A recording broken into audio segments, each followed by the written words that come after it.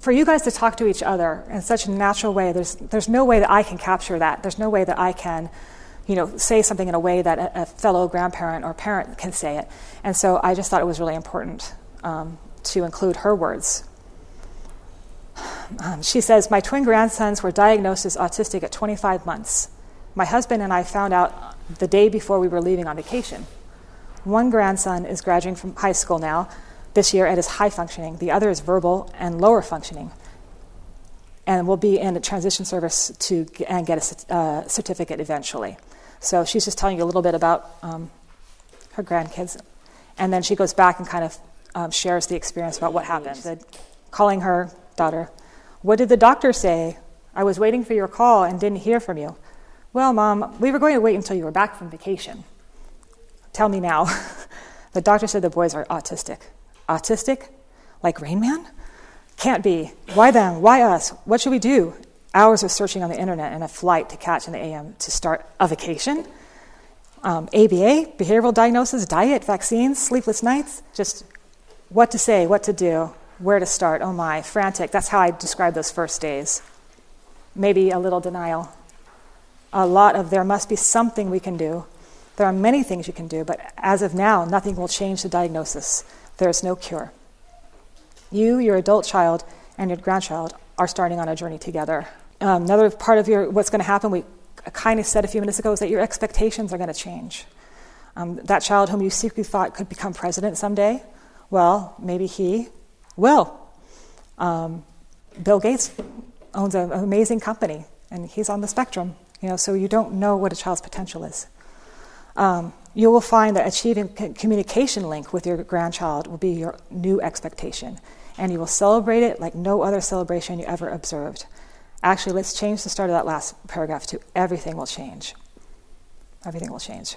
Some of the things that you should know also for your adult children, there's a very high divorce rate among parents of autistic kids.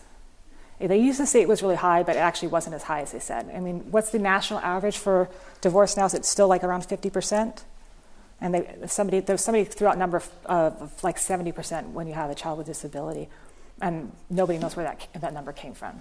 But we do know, however, that having a child with a disability increases stressors to the family system. And then Donna says in here, but my anecdotal observation is that one parent gets in a race car and makes the child the focus of his or her attention, and the other parent is left in the dust. And that does not make a good marriage partnership. Autism is extremely hard on parents, so the first thing you can do is support the parents.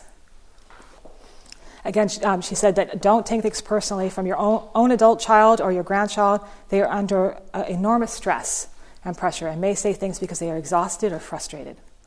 And then she says, it would be lovely if we could all be perfect and work in harmony towards the same goals and share the burden equally, but this won't happen. And we can and should try our best. You're on a journey. You worked hard and planned well, bought tickets and negotiated hotel rates.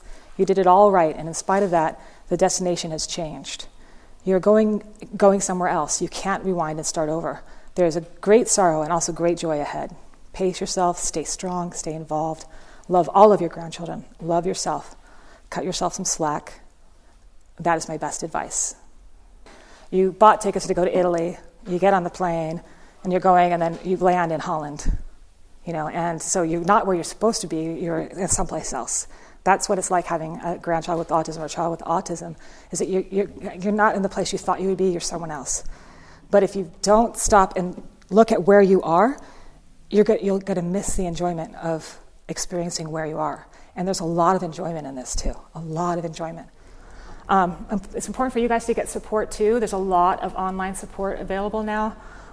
This support group, GAN, is wonderful. Grandparents get to talk to each other about what they're experiencing, feeling like you're not alone, you're not the only one that's going through this. Is very helpful to be a part of that. And I'm sure that many people here can say that it has been that for them.